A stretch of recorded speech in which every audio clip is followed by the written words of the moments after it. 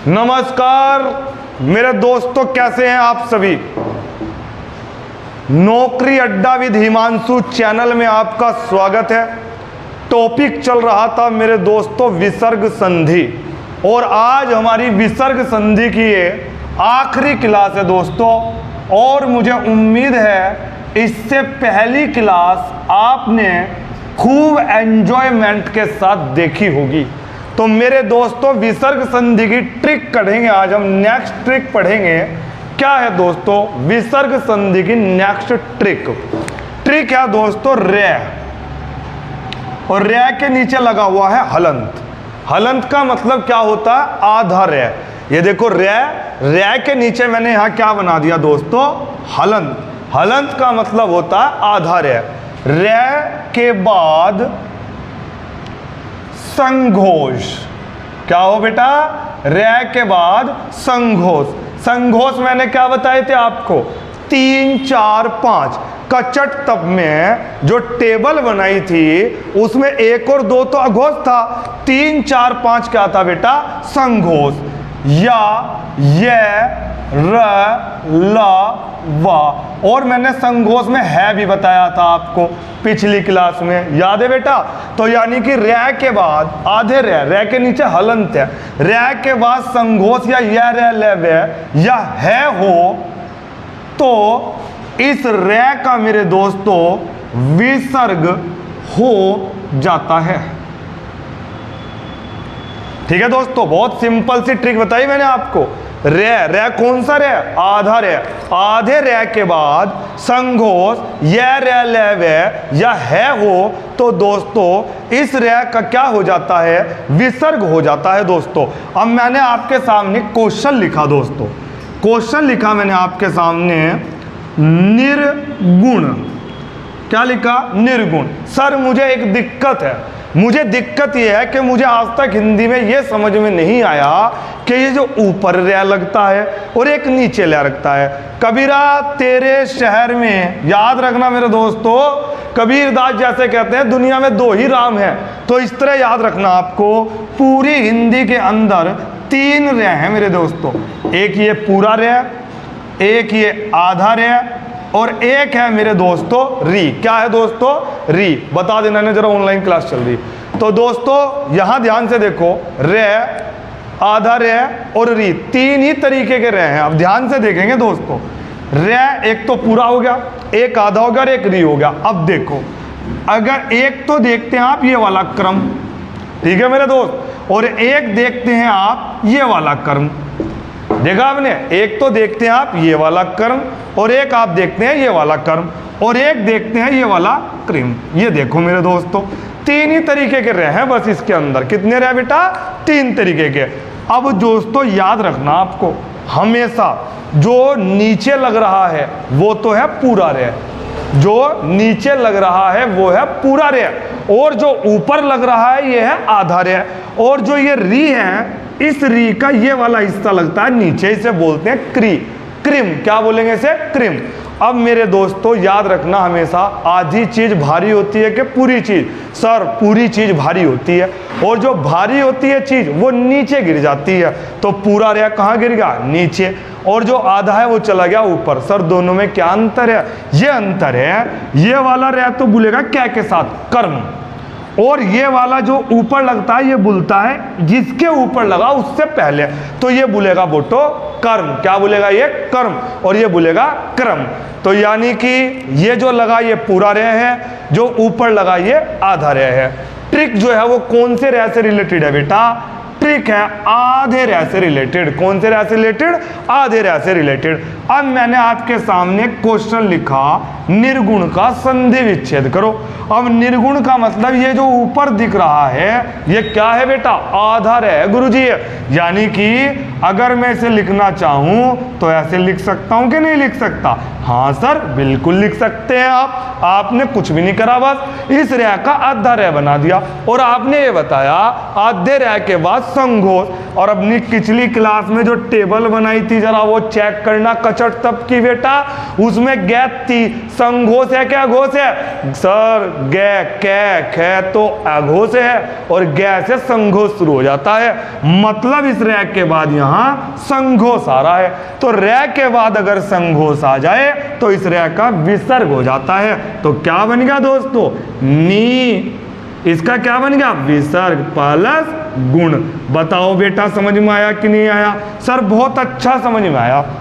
अगर बेटा अच्छा समझ में आया तो कमेंट जरूर करना कि मुझे कैसा समझ में आया, क्योंकि आप लोग कमेंट करेंगे, लाइक करेंगे, सब्सक्राइब करेंगे, उसी से दोस्तों हमें मोटिवेशन मिलेगा अगली वीडियो डालने का। बताओ बेटा समझ में आया कि नहीं आया? सर समझ में बहुत अच्छा आया।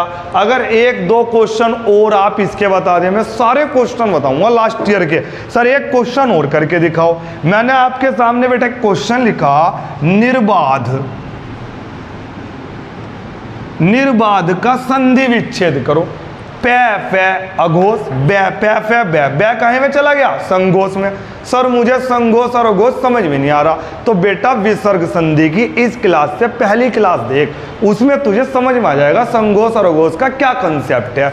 तो यहां पर अगर मैं निर्बाध को लिखूं तो कैसे लिखूंगा बेटा? ये रै इस बै से पहले पढ़ा जाएगा, तो क्या पढ़ा जाएगा? ये निर्बाध। और सर ने क्या बताया था? आधे रै के बाद अगर संघोष हो, और बै क्या है? संघोष, तो इस रै का क्या बना दो?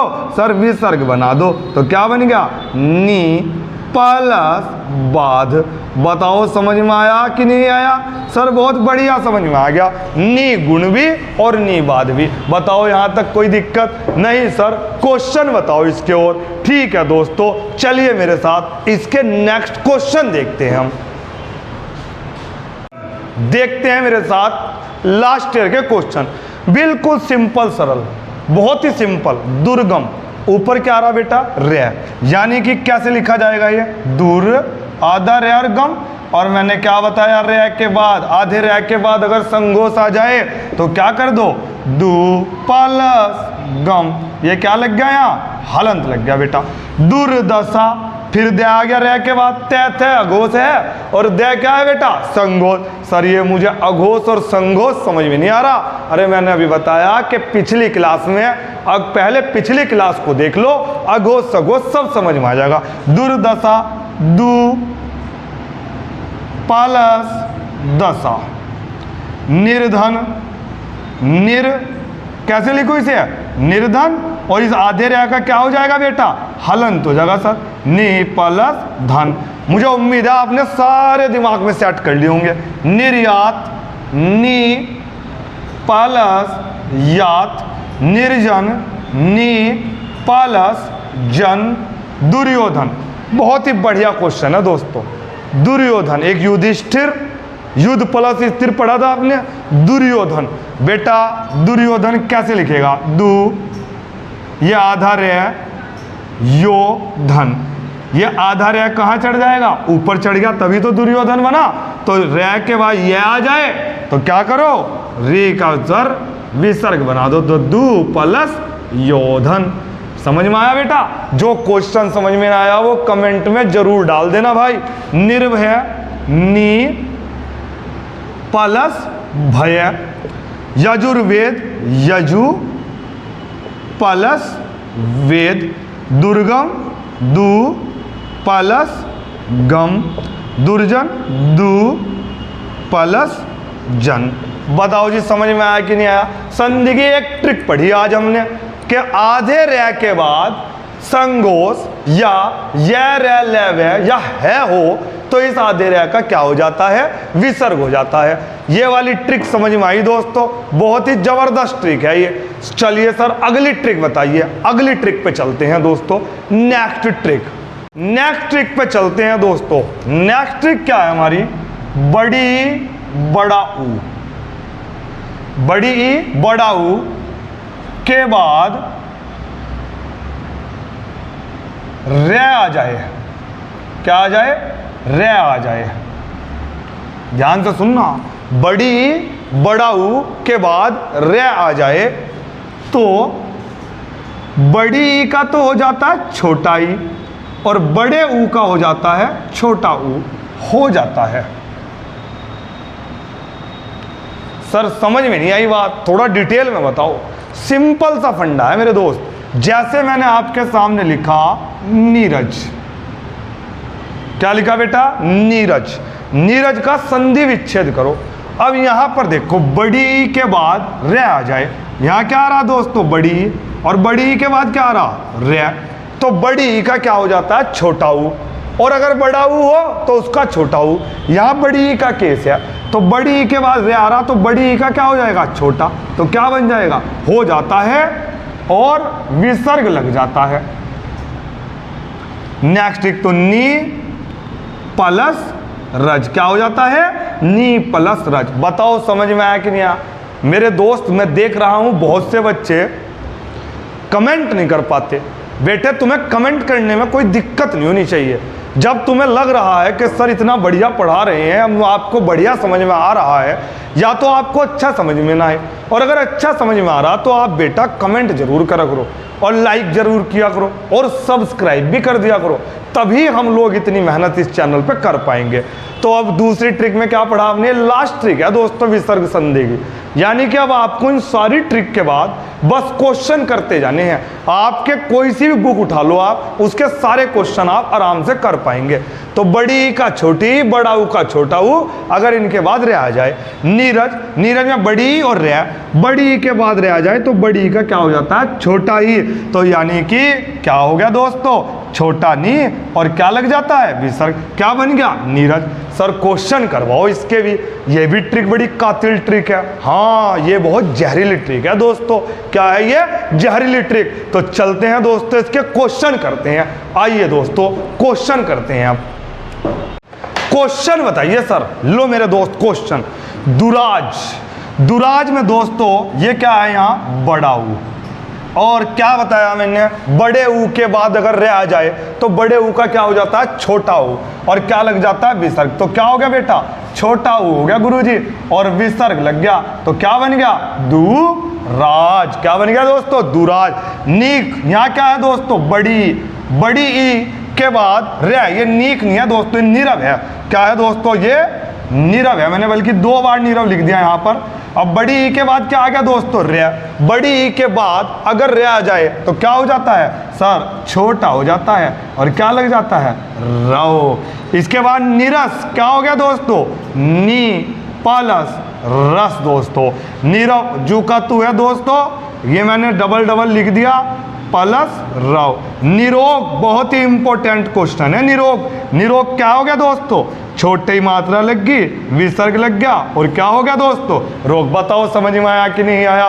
तो ये भी हमारी ट्रिक पूरी होगी। हमने विसर्ग संधि हो, स्वर संधि हो, व्यंजन संधि हो, सारी कैसे करी दोस्तों? ट्रिक के साथ करी। चलिए दोस्तों अब देखते हैं नेक्स्ट क्लास के लिए क्या होता है। दोस्तों विसर्ग संधि की क्लास, तो विसर्ग संधि के मैंने आपको सारे लगभग टॉपिक कराए, सारी ट्रिक कराई। अब आप इसकी प्रैक्टिस करिए दोस्तों, जो भी बुक आपके पास है। हमने स्वर संधि पूरी करी, व्यंजन करी, विसर्ग संधि करी।